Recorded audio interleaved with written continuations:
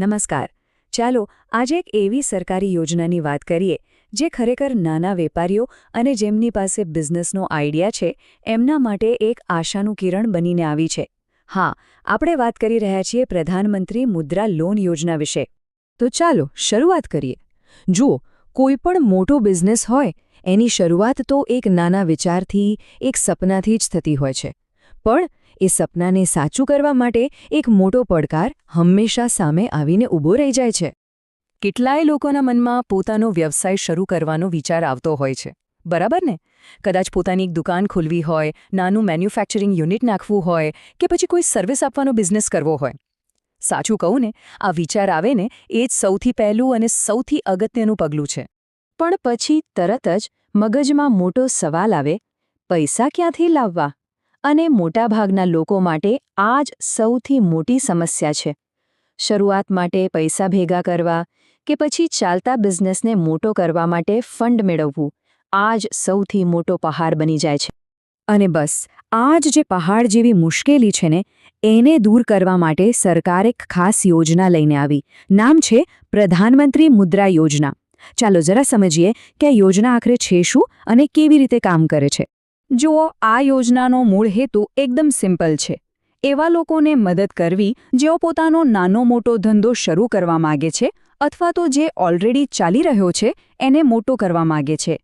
સરકારનો મુખ્ય ઉદ્દેશ્ય એ છે કે પૈસાની કમીને કારણે કોઈ સારો બિઝનેસ આઈડિયા અટકી ન જાય અને નાના વેપારીઓ પણ આર્થિક રીતે પગભર બને.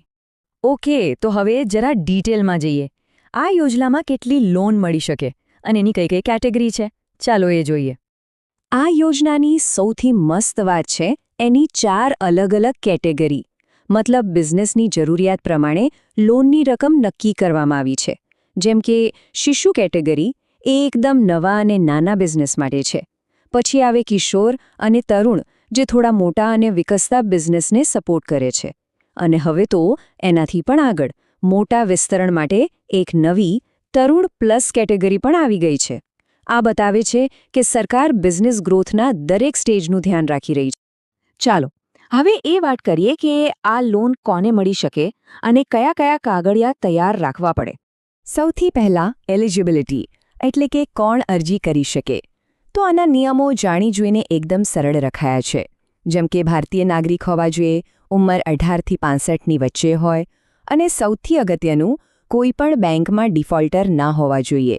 આની પાછળનો હેતુ એ જ છે કે વધારેમાં વધારે લોકો આનો લાભ લઈ શકે. અને હવે વાત કરીએ ડોક્યુમેન્ટ્સની. એપ્લિકેશન પ્રોસેસ ફટાફટ પતે એ માટે કેટલાક જરૂરી કાગળિયા તૈયાર રાખવા પડે. જેમ કે Aadhaar card, PAN card, address proof, આ બધું તો જોઈએ જ.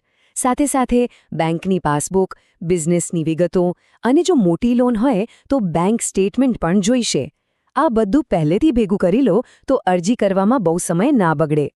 ઓકે, તો કોણ અપ્લાય કરી શકે અને કયા ડોક્યુમેન્ટ્સ જોઈએ એ તો સમજાઈ ગયું. પણ હવે મોટો સવાલ, અરજી કરવી કઈ રીતે? તો સારી વાત એ છે કે આ પ્રોસેસ પણ એકદમ સિમ્પલ છે. સૌથી પહેલાં તો મુદ્રાની ઓફિશિયલ વેબસાઇટ પર જવાનું. ત્યાં જઈને પોતાના બિઝનેસની જરૂર પ્રમાણે લોનની કેટેગરી સિલેક્ટ કરવાની, શિશુ, કિશોર જે પણ હોય. અને બસ પછી એનું એપ્લિકેશન ફોર્મ ડાઉનલોડ કરીને ભરી દેવાનું. બધું ઓનલાઈન છે એટલે બહુ જ સરળ અને સુવિધાજનક છે. અને હા, જો ક્યાંય પણ અટવાઓ કે કોઈ સવાલ થાય તો ચિંતા કરવાની બિલકુલ જરૂર નથી. દરેક રાજ્ય માટે અલગ-અલગ હેલ્પલાઇન નંબર પણ આપેલા છે. ત્યાંથી બધી મદદ મળી રહેશે. એક વાત ખાસ, અને આ બહુ જ અગત્યનું છે, યાદ રાખજો, કોઈ પણ ખોટી માહિતી કે ફ્રોડથી બચવા માટે હંમેશા ઓફિશિયલ વેબસાઇટ mudra.org.in પરથી જ બધી માહિતી લેવી અને ફોર્મ પણ ત્યાંથી જ ડાઉનલોડ કરવું. આ જ એકમાત્ર સાચો અને ભરોસાપાત્ર રસ્તો છે. તો આ બધી માહિતીનો મતલબ શું નીકળે છે? નાના બિઝનેસને આગળ વધવામાં આ યોજના ખરેખર કેવી રીતે મદદ કરે છે? ચાલો એના પર એક નજર નાખીએ. આ યોજનાનો જે સૌથી મોટો અને કદાચ સૌથી મહત્વનો ફાયદો છે ને, એ છે કોઈ પણ ગેરંટી વગર લોન. હા, કંઈ પણ ગીરવે મૂક્યા વગર પૈસા મળે છે. નાના વેપારીઓ માટે આનાથી મોટી રાહત બીજી કઈ હોઈ શકે? આ જ વસ્તુ એમને આગળ વધવાની હિંમત આપે છે. તો આ હતું પ્રધાનમંત્રી મુદ્રા યોજનાનું એક વિશ્લેષણ. મૂળ વાત એ છે કે પૈસાની તકલીફને દૂર કરીને બિઝનેસ કરવાના જુસ્સાને પ્રોત્સાહન આપવું. પણ હવે વિચારવાનો સવાલ એ છે કે આવી યોજનાઓ ખરેખર ભારતના નાના વેપારીઓનું ભવિષ્ય કેટલું બદલી શકે છે અને દેશના આર્થિક વિકાસમાં એમનું યોગદાન કેટલું મોટું હોઈ શકે છે.